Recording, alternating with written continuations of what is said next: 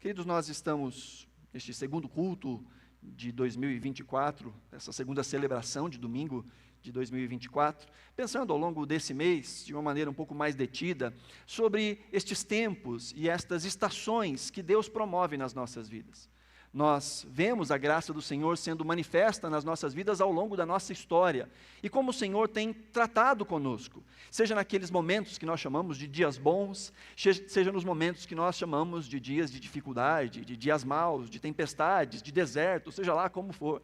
Nós vemos a boa mão do Senhor nos guiando, nos formando, nos construindo, nos tornando mais parecidos com Cristo em todas as etapas da nossa caminhada. Que Deus usa absolutamente todas as coisas para este benefício, para que sejamos mais parecidos com Cristo.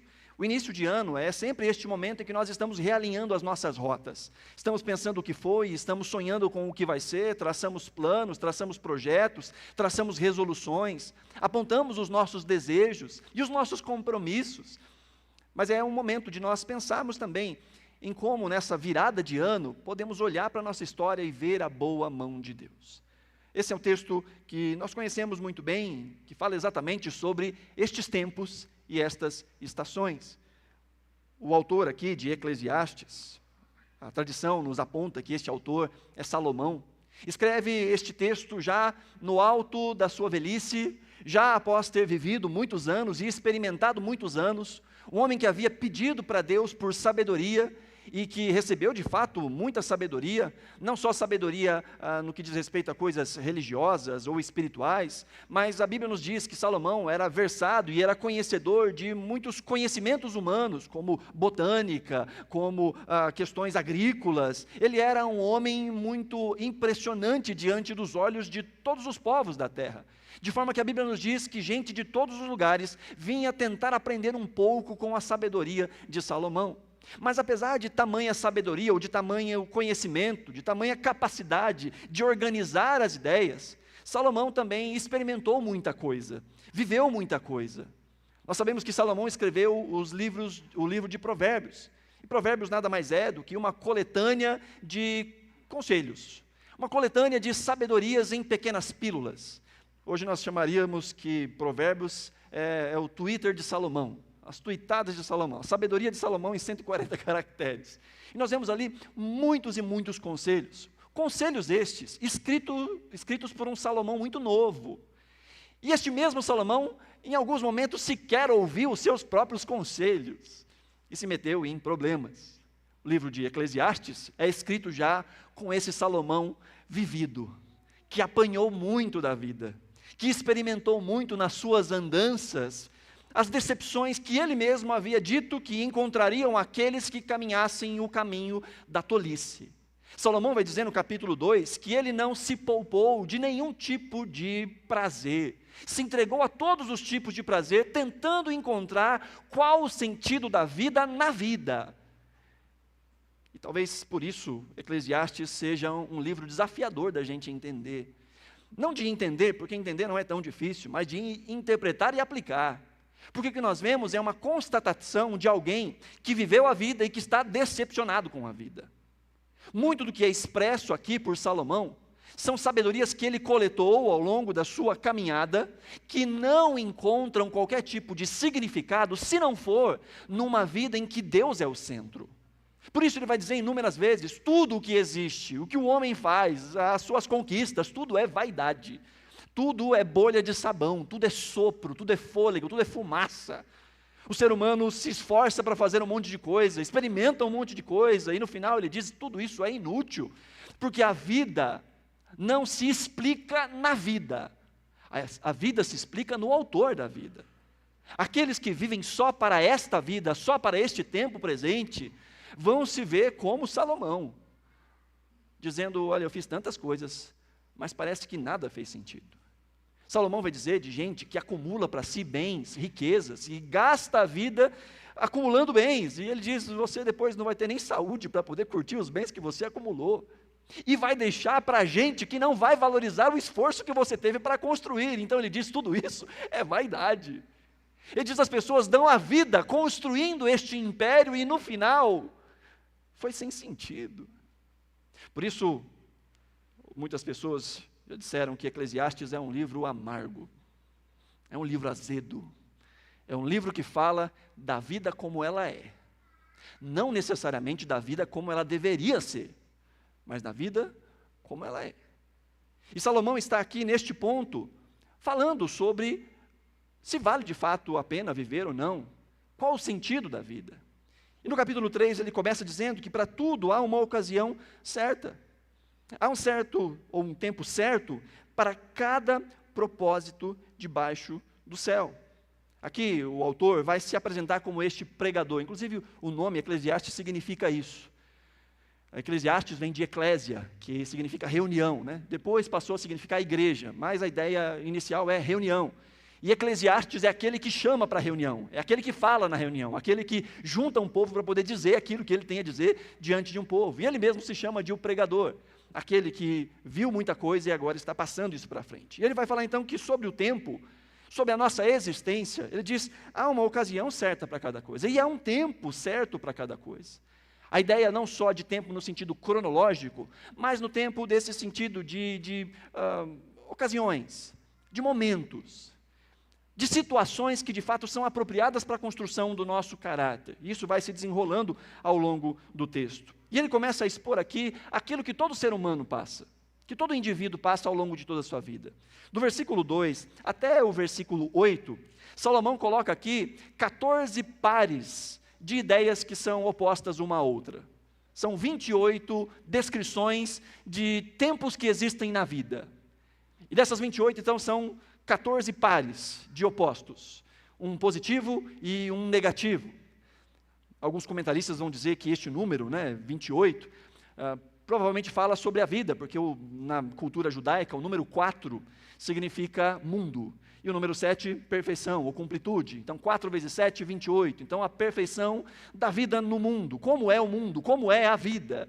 E ele vai falando então de muitas coisas, de muitas ocasiões que nós todos passamos, em algum ponto da vida, ocasiões que afetam o rico, o pobre, o grande, o pequeno, independente do gênero, independente da cor, independente do lugar onde nasce, afeta a todos os indivíduos. São coisas que são em alguma medida controláveis, outras que são incontroláveis, são coisas que às vezes nós chamamos de boas, outras que nós chamamos de ruins. Algumas nós gostaríamos que durassem muito mais tempo, outras nós gostaríamos que fossem abreviadas na nossa vida. As coisas que nós chamamos de boas, nós queríamos que durassem a vida inteira, e as coisas que nós chamamos de ruins, queríamos que durasse um relance. E Salomão está dizendo que há tempo para todas as coisas, para aquelas que chamamos de boas e para aquelas que chamamos de ruins. Aí no versículo 2, ele vai dizer que então há tempo de nascer e há tempo de morrer, falando desses dois pontos extremos, o início da jornada e o fim dessa jornada. Na poesia hebraica existem muitas figuras de linguagem para ressaltar as ideias que são propostas. Uma delas é o paralelismo, em que se coloca duas ideias em contraposição para que se pense sobre as implicações. Uma outra forma de pensar isso também é o que é chamado de merisma, que significa, fala-se de dois extremos para falar do todo. Por exemplo, quando a gente diz da cabeça aos pés, nós estamos querendo dizer do todo. Então, de uma extremidade à outra. Então, o merisma também fala disso, de dois pontos extremos para dizer de toda a extensão daquele sentido, daquele significado. Então, quando ele fala que há tempo de nascer e tempo de morrer, ele está descrevendo toda a nossa jornada sobre essa terra. E há tempo para todos nós, e isso é incontrolável. Nós não escolhemos nascer, nós não decidimos nascer, nós não controlamos o nosso nascimento, e nós não controlamos a nossa partida. Quando Deus chamar o nosso número, não há nada que possamos fazer para que seja postergado este momento. Deus é o autor e o consumador da nossa vida. É Ele quem nos dá o direito à existência, e Ele que nos chama de volta ao pó. Deus é este que estabeleceu o começo e o fim. E é isso que nos coloca todos como iguais.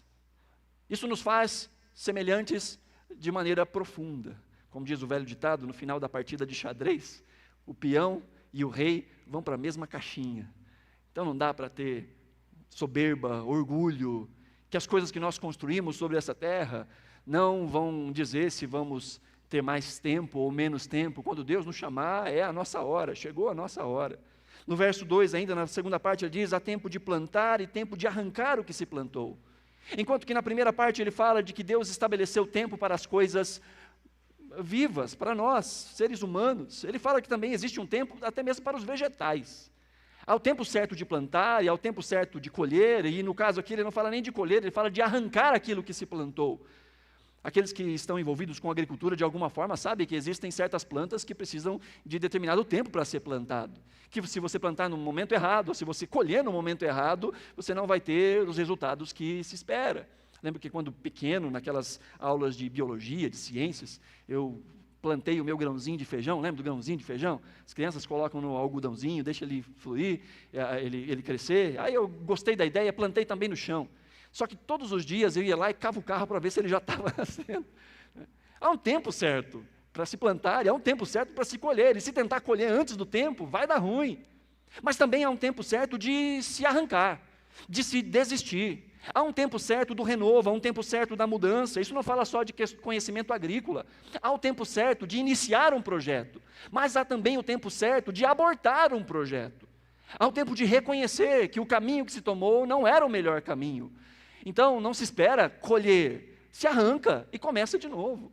Salomão diz, há tempo para tudo, inclusive para desistir de certas coisas. Ele vai dizer no versículo 3 que há tempo de matar e tempo de curar. E eu sei que os nossos ouvidos começam a doer quando ouvem essa expressão, matar. Mas nós estamos falando de um tempo em que haviam guerras constantes, em que, inclusive, havia para muitas nações, inclusive para Israel, a prerrogativa da pena capital em questões de crimes, de assassinatos, de alguns crimes hediondos, eram punidos também com a morte. Então Salomão está dizendo, há tempo para exercitar a justiça justa, mas há tempo também de curar, a tradução literal seria de costurar a ferida. Ou seja, há tempo certo de exigir justiça, há tempo certo de desejar que a justiça seja feita, mas também há um tempo da misericórdia, do perdão. Há tempo de dizer, eu sei o que é justo, mas eu escolho perdoar. Eu escolho caminhar. Eu escolho não desejar que seja feita a minha vontade, mas escolho colocar nas mãos de Deus e ao invés de romper, costurar. Ele ainda vai dizer no versículo 3 que há tempo de derrubar e tempo de construir. Não é o contrário. Não é tempo de construir e tempo de derrubar. Porque existem momentos na vida em que para construir é preciso derrubar. É preciso demolir. É preciso tirar certas coisas, tirar certos hábitos, colocar outra coisa naquele lugar, atualizar. Salomão diz, há tempo para isso. Há tempo de demolir e há tempo de construir. Como também no verso 4 ele diz, há tempo de chorar e tempo de rir. E no meio disso há tempo de sentir todos os sentimentos, de experimentar todos os sentimentos. Queridos, nós já falamos sobre isso inúmeras vezes nessa comunidade de fé. Há muitos que pensam que o cristão não passa por dores, não pode chorar, não pode sofrer. Cristão que é cristão tem que viver sempre alegre. Então precisa ler a Bíblia direito, precisa ler o livro dos Salmos, porque os Salmos nos mostram uma multiforme, um calendoscópio, muitas cores de sentimento, de profundas alegrias, de profundas tristezas, de desejos de transformação, de clamor por justiça, de indignação. O cristão é um ser humano, e seres humanos têm sentimentos. Deus tem sentimentos. E nós só podemos sentir porque nós fomos feitos à imagem de Deus. Assim como Deus se alegra, Deus se enfurece, Deus se ira. A Bíblia nos diz para nós não entristecermos o Espírito Santo, afinal o Espírito Santo se entristece. Cristo encarnado passou por toda a gama de sentimentos. Jesus se alegrou, Jesus chorou, Jesus sofreu, Jesus chorou o luto de um amigo, Jesus chorou a indiferença das pessoas, Jesus riu com as crianças, Jesus demonstrou sentimentos. E há na vida tempo para todos os sentimentos. Há tempo de chorar. E há muitos cristãos que, numa falsa espiritualidade, não dão vazão ao choro justo, às lágrimas, ao pranto nos pés do Senhor. O Senhor nos chama a chorarmos aos seus pés, a apresentarmos a Ele a nossa angústia. Há tempo para o riso, mas também há tempo para o choro. Na segunda parte do verso 4 ele fala sobre um tempo de brantear e um tempo de dançar. Não falando simplesmente de sentimentos, mas falando de ocasiões. Prantear aqui, a palavra prantear, ela fala de um momento muito específico e de um tipo muito específico de choro, que é o choro do luto, é o choro da partida. Está falando aqui destes eventos extremos, dos momentos, desses eventos em que nós somos chamados a prantear, ou somos chamados a dançar, a se alegrar. Saiba que na fé existe expressão corporal. A vida de fé é uma vida não só intelectual, é também uma vida que é emocional e é física. Há muito nas Escrituras falando sobre essa exposição externa de um coração, de mãos que se levantam, de joelhos que se dobram, de pessoas que se lançam ao chão. Há uma palavra que é a palavra se prostrar, e algumas vezes é a palavra prosconeu, que fala exatamente de alguém que deita com as mãos espalmadas e com a cara no chão, reconhecendo o seu tamanho. Há muita expressão corpórea nas Escrituras. Infelizmente, na nossa cultura, tem sido, de alguma forma, tolhido dos cristãos que se manifestem fisicamente na sua fé. Às vezes as pessoas estranham quando alguém tem uma atitude de adoração mais efusiva. Mas, queridos, se nós entendêssemos de fato o que é salvação, nós seríamos os seres mais dançantes dessa terra. O nosso tempo de louvor seria muito mais contagiante. Nós nos entregaríamos não só com as nossas vozes, mas com o nosso corpo. Se entendêssemos de fato a profundidade das coisas que nós declaramos, quando dizemos que Deus está em todo lugar, em todo tempo, Deus está lá distante, mas o lá também é aqui. Para Deus tudo é aqui, e Deus está aqui, no meio da nossa dor, no meio do nosso sofrimento, Deus está. E quando nós cantamos isso, o nosso coração precisa efervescer, e o nosso corpo vai demonstrar isso. Nós vamos dizer aleluia, nós vamos dizer glória a Deus. Há tempo que nos levam ao pranto de tristeza, seja com aquelas que nos levam à alegria efusiva. Pense aí em algum tipo de conquista, pense aí num casamento de um amigo, no casamento de um filho, no nascimento de um filho, pense aí na aprovação em um concurso. É tempo de celebração, é tempo de alegria. Há tempo para o pranto, há tempo para a dança.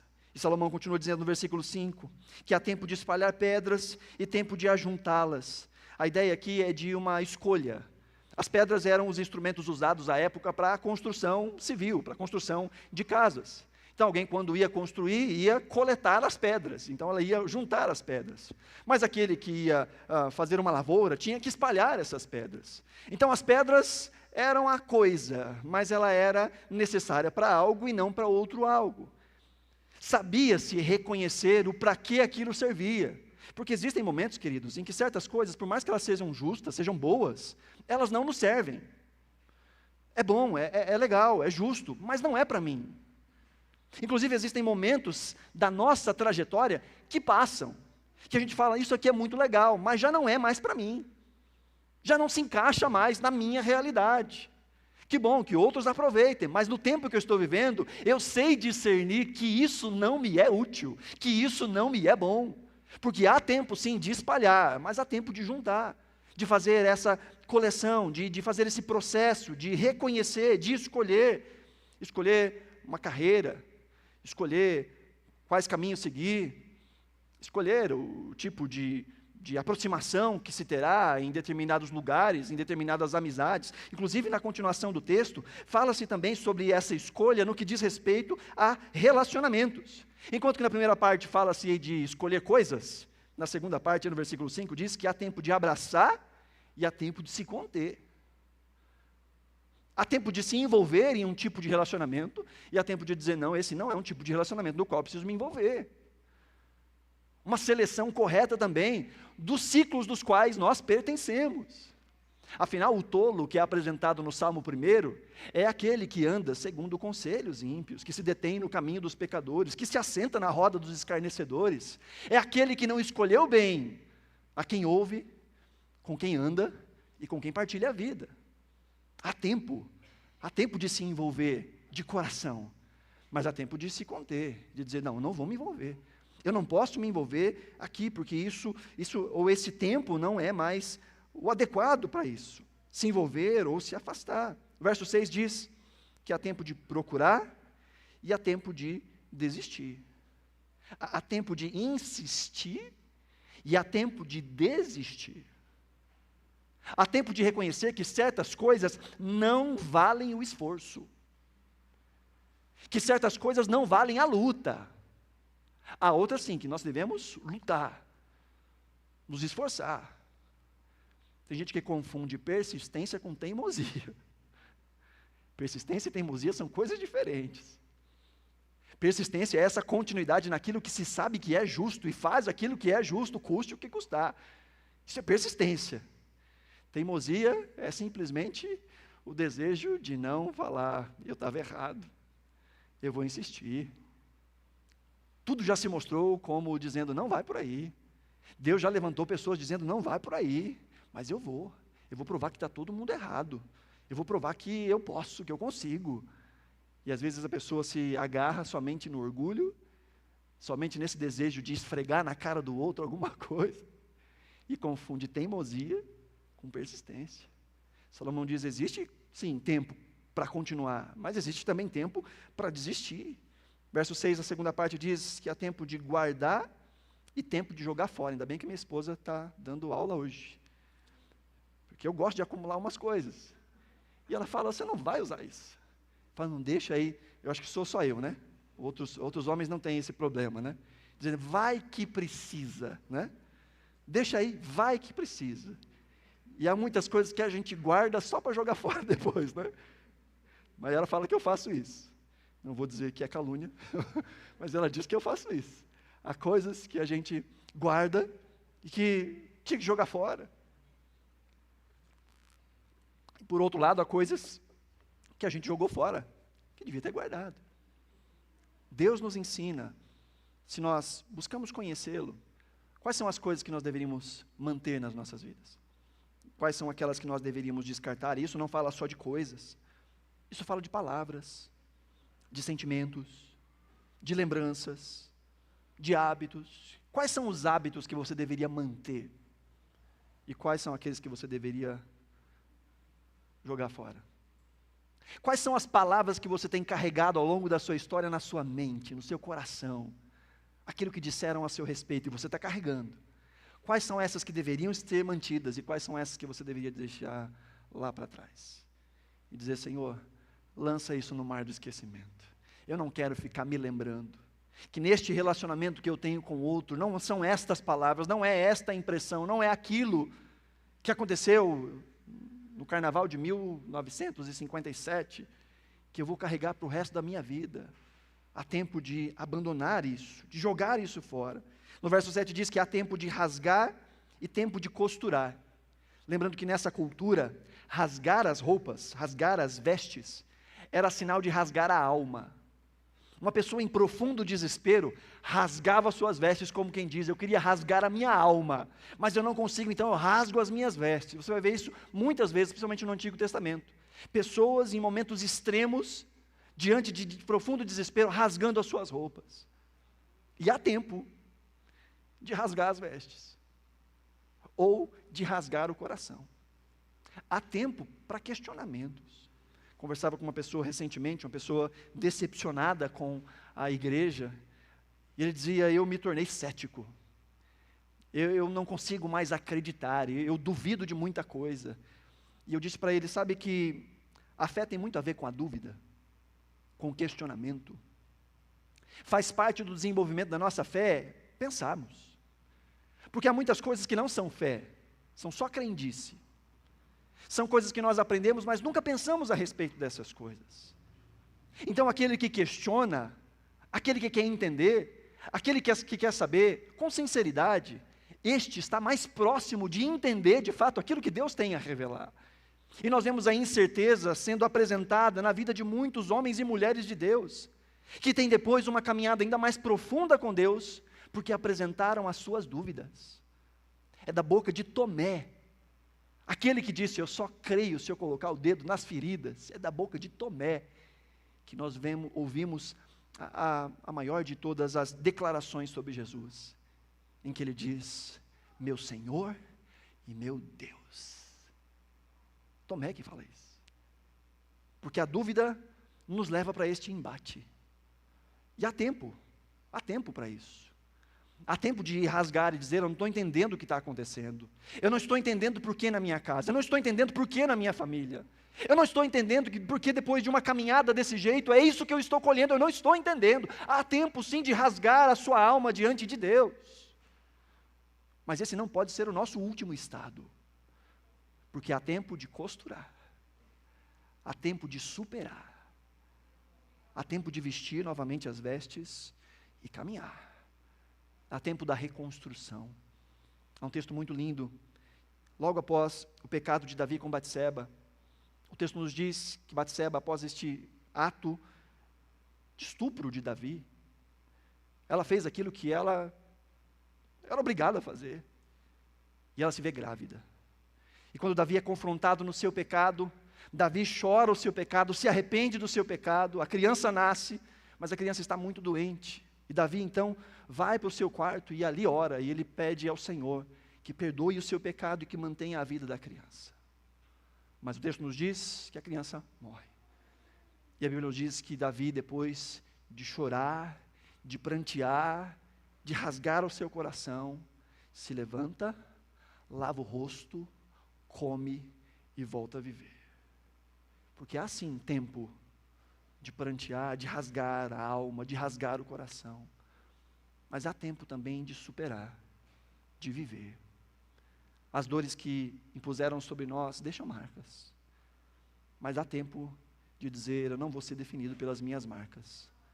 Não vou viver rasgado pelo resto da minha vida. Deus me dá uma nova veste. Deus me dá uma nova esperança. Há tempo de rasgar, há tempo de costurar. Ele diz na segunda parte, há tempo de calar e há tempo de falar. E se a gente entendesse isso, né? Tanto problema seria evitado. Há tempo de falar e há tempo de calar. E às vezes a gente fala quando tem que ficar quieto. E fica quieto quando deveria falar. Há coisas que calamos, que não deveríamos calar. Há coisas que toleramos, que deveríamos nos levantar e exigir, e falar, e denunciar. Mas talvez por medo do que as pessoas vão pensar, talvez por medo de como as pessoas vão nos tratar, nós nos omitimos, nós nos calamos. Assim como há tempo de se calar, de ficar quieto. Há horas de não falar.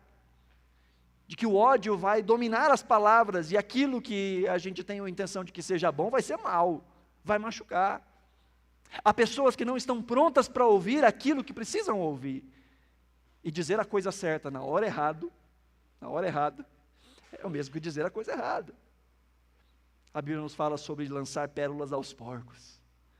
E o conceito ali, o contexto, fala exatamente sobre esses conselhos. De pessoas que não estão preparadas para ouvir aquilo que é pérola.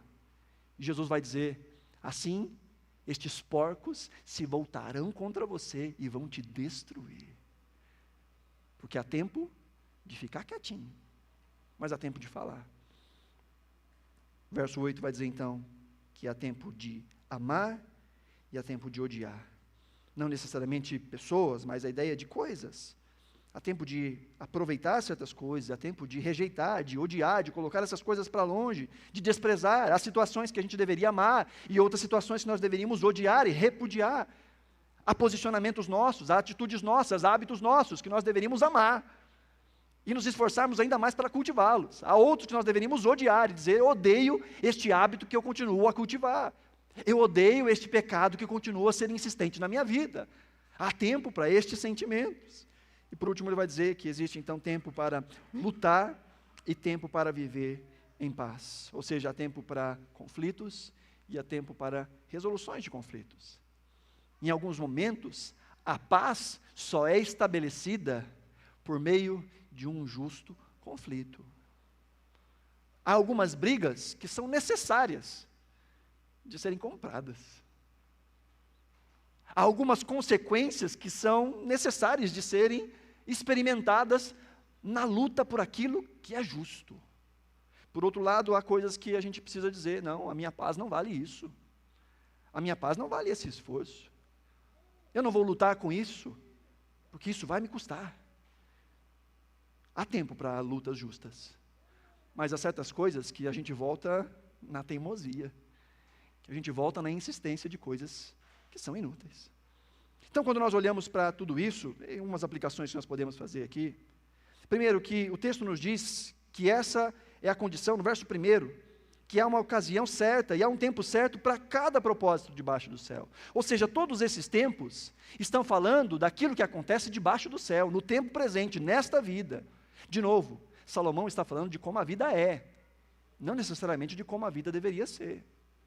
E a vida só é o que é porque o pecado entrou nesse mundo. Nós estamos nessa condição.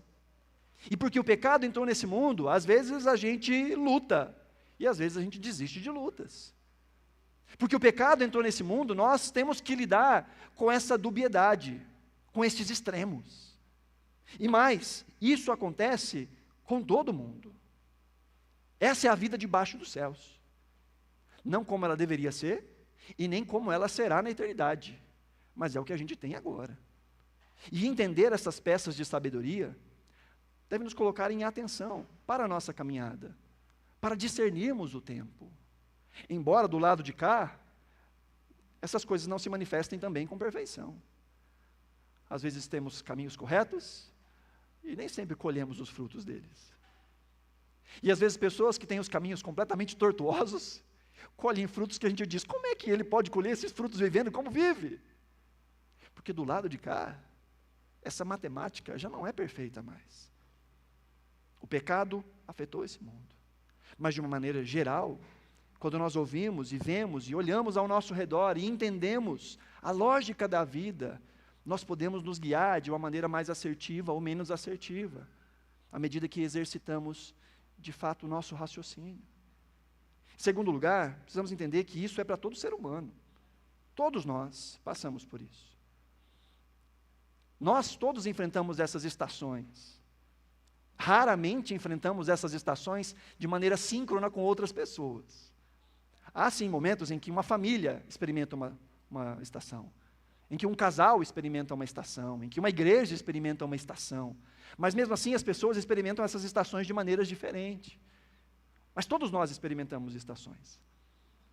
No meu curto ministério pastoral, já tive a oportunidade de pregar num velório e sair dali para uma festa de criança e orar com uma criança que estava completando ali alguns anos de vida. Enquanto uma família está numa estação de luto, de choro, de sofrimento, há uma outra família que está em uma estação de celebração. Tempos e estações todos nós vivemos, mas cada um vive em um tempo, em um momento. E isso nos deveria levar à empatia, de entender que muitas vezes nós não sabemos o que o outro está passando. E de nos colocarmos de uma maneira mais humilde e mais generosa em abençoar o outro. Tem uma música da Marcela Thaís, música muito linda, que chama Ame Mais, Julgue Menos. Num mundo como o nosso, do politicamente correto, às vezes ouvir essa expressão, ame mais, julgue menos, pode parecer outra coisa, mas ela tem o ponto dela. E ela diz, todo mundo sonha, todo mundo chora, todo mundo já viu alguém que ama ir embora, todo mundo sofre, todo mundo erra, todo mundo tem as suas próprias guerras. E ela diz, quem somos nós para ditar o valor de alguém? Nós somos pó, não podemos julgar a ninguém. Ninguém sabe a dor que o outro passou, ninguém sabe as lutas que o outro lutou. Então ela diz, ame mais, julgue menos. Todos nós passamos por estações. E às vezes esperamos que as ações das pessoas sejam iguais às nossas, que estamos em estações diferentes, vivendo coisas diferentes. Entender isso nos deveria levar à empatia. Também, entender as estações nos faz viver melhor e aproveitar mais. Se todos nós vamos passar por essas estações, nós sabemos que nada do lado de cá dura para sempre. As grandes alegrias, as grandes celebrações, elas também passam. Assim como as profundas tristezas, as profundas tragédias, também passam. E se eu entendo que eu vou passar por todas as estações, eu vou ser grato e aproveitar as estações que eu chamo de boas. Mas eu vou ser esperançoso e vou buscar aprender nas estações que eu chamo de ruins. Aproveitar todas as estações. E entender que a vida não é feita só dos extremos. Não é feito só do grande positivo e do grande negativo. A vida, de uma maneira geral e ordinária, é comum, é cotidiana. E muitas são as vezes que nós nos esquecemos de Deus no cotidiano, no chão da vida, no hoje, no agora. Eu não estou celebrando nada, mas também não estou chorando nada, estou simplesmente vivendo. São muitas as vezes que nós nos esquecemos de Deus. Então, entender estes pontos é entender que Deus está no controle da história. O texto nos diz que é Ele que tem para nós todo tipo de tempo. Olha aí a sequência no versículo 9, ele diz: o que ganha o trabalhador com seu esforço? Ele diz: vi a tarefa que Deus impôs aos homens, para que se ocupem dela, falando que isso está sobre todos os homens. Ele diz, Ele, falando de Deus, verso 11, Ele fez tudo belo ao seu tempo. Também pôs a eternidade no coração do homem, sem que este consiga compreender a obra que Deus fez do começo ao fim. E aqui está o grande segredo para entender o tempo. Nós só vamos entender o valor da vida quando os nossos olhos forem moldados pela eternidade. Salomão diz que Deus faz todas as coisas belas ao seu tempo, e que Ele pôs em nosso coração, verso 11, o desejo pela eternidade. Nós estamos aqui, mas fomos feitos para lá, e é por isso essa estranheza, porque embora vivamos nesse mundo submetido a tantas coisas que fazem parte dessa realidade caída, o nosso coração ainda anseia lá, o nosso coração ainda deseja lá. Nós somos seres eternos que estão confinados temporariamente nesse tempo caído, e o nosso desejo é viver para a eternidade. Por isso, queridos, ele vai perguntar, que valor tem isso tudo, esse esforço, de hora a gente está feliz, hora a gente está triste, o que sobra disso? Porque se nós não olharmos a vida pelo prisma da eternidade, a vida é simplesmente uma piada de mau gosto. Eu sei que agora estou muito feliz, mas eu sei que em algum momento eu vou estar muito triste, e isso não tem sentido, a não ser que nós olhemos pelo prisma da eternidade, e possamos entender que há um Deus que está acima de todas as estações, que usa todas as estações para o nosso bem. Quando a Bíblia diz que Deus faz com que todas as coisas cooperem para o bem daqueles que amam a Deus, isso não significa que nós sabemos como essas coisas cooperam. Há coisas que nós não sabemos. Então nós confiamos no caráter de Deus, e nós olhamos para a situação e dizemos, isso também vai cooperar para o meu bem. Não sei como, não sei quando, não sei como isso se coloca no meu quebra-cabeça. Gosto muito de quebra-cabeça, mas quando você pega uma pecinha só, ela não diz muita coisa.